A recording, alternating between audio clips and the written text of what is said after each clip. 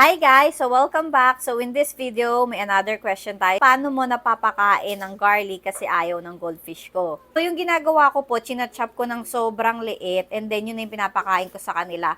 Pero may times nga po na napansin ko na ayaw nila talagang kainin. Gaya dito kay Twilight, kahit sinusubo ko na sa kanya, iniiwasan niya talaga.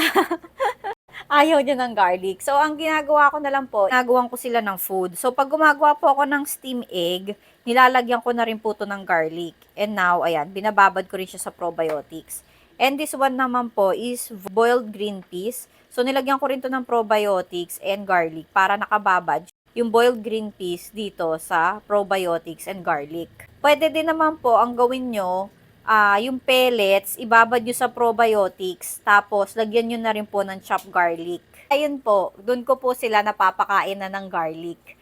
Kasi nga napansin ko, ayaw na nila kumain kapag yung super small na chop lang na garlic. Kaya hinahalo ko na sa mismong food. Or binababad ko dun sa pellets or green peas. Share ko lang, meron akong bagong baby. Sakura Rancho siya, from Indonesia. So, dito lang siya nag-acclimate, pero dito ko siya ilalagay sa hospital tank na may dimilin and salt. Dito siya magka-quarantine. So, don't worry guys, kahit dito ko siya ina-acclimate, same lang naman yung temperature nila, which is 27 degrees. Hospital tank, 27 degrees din. So, that's it. If you have question, feel free to comment down below. Basta alam ko yung sagot, sasagutin ko.